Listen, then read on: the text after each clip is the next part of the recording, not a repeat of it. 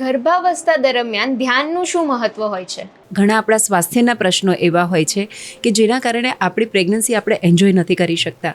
તો ગર્ભાવસ્થા દરમિયાન ધ્યાન એક એવી સોનેરી ચાવી છે કે જે માતાને શારીરિક અને માનસિક સ્વાસ્થ્ય અને તેની સાથે સાથે એક સકારાત્મકતા અને પોતાના સ્વભાવથી સકારાત્મકતા તરફ જવાનો એક સરસ મજાનો રસ્તો બતાવે છે.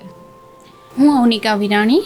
મેં જે કહ્યું એ તે મારા જીવનનું એક મોટું ઉદાહરણ છે કે મેં અનુભવ્યું છે. હું જ્યારે મારી પ્રેગ્નન્સીના સમાચાર આવ્યા ત્યારે હું ફર્સ્ટ ટાઈમ મેમને મળવા ગઈ અને મને મારું જીવન આખું હતાશાથી ભરેલું હતું. મને એવું પણ નહોતું કે મારે આ સેકન્ડ પ્રેગ્નન્સી કન્ટિન્યુ કરવી છે, તો મને કંઈ સવાલ જવાબ મળતા નહોતા જીવનના. ત્યાં બિલકુલ એમ જોઈએ તો એટલું નેગેટિવિટી ને એટલી હતાશા હતી.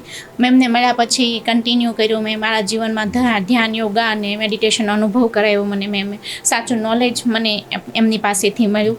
સાથે સાથે એ વસ્તુ મેં મારા જીવનમાં ઉતારી અને આજ સુધીનો એક પણ દિવસ એવો નથી રહ્યો કે મારા જીવનમાં મેં ધ્યાન, યોગા અને પ્રાણાયામ મિસ કર્યા હોય. પણ એના કારણે મારી જીવન આખું મારું બદલાઈ ગયું, મારું વ્યક્તિત્વ બદલાણું છે. હું આખી સકારાત્મક બની છું. નવી ઉર્જા, મારી ચેતનાને હું ઉજાગર કરી શકી છું. અને અત્યારે મારી પાસેનું વાતાવરણ જ એવું છે કે હું બધી પોઝિટિવિટીને મારી તરફ આકર્ષી શકું છું. મારું જીવન પહેલાં એવું હતું કે મને બધેથી આમ ઇમોશનલી કે બધી રીતે સપોર્ટ જોઈતો હતો કે મને મારાથી આ ન થાય.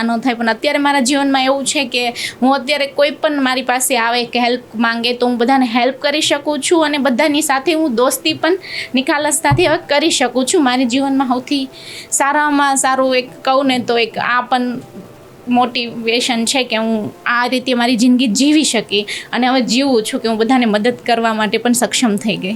મારી બાળક છે તો મારા બાળકની ઓરા પણ એટલી સારી છે કે જ્યાં પણ હોય ત્યાં શાંતિ હોય. એને બધા લોકો એટલા એટ્રેક્ટ કરે અને કોઈ પણની સાથે એ રહે છે. એવું નહીં કે અજાણી વ્યક્તિ પાસે ના રહે. અત્યાર સુધીમાં એ 8 મહિનાની ક્યારે થઈ ગઈ નથી ખબર રહી અને હંમેશા એકદમ શાંત જ હોય.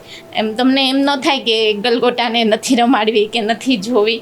એટલી ઉર્જા એનામાં દેખાય છે અને મને તો એટલું મારું પ્રેગ્નન્સી ડિલિવરી ટાઈમ પણ એટલો એન્જોય કર્યો છે મેં કે મને એવું નહોતું થતું કે ડિલિવરી થશે કે નહીં. પણ હું 1:45 વાગે રાતના દાદર ચડતી હતી અને 2 ને 6 મિનિટ થઈ મારા બેબીનો જન્મ થયો અને પૂરી સજગતા સાથે એટલું આ ધ્યાન, યોગા, મેડિટેશને મારા જીવનમાં આટલી સકારાત્મક ઉર્જા આપી છે કે આખું મારું જીવન પરિવર્તન થઈ ગયું છે. Thank you so much.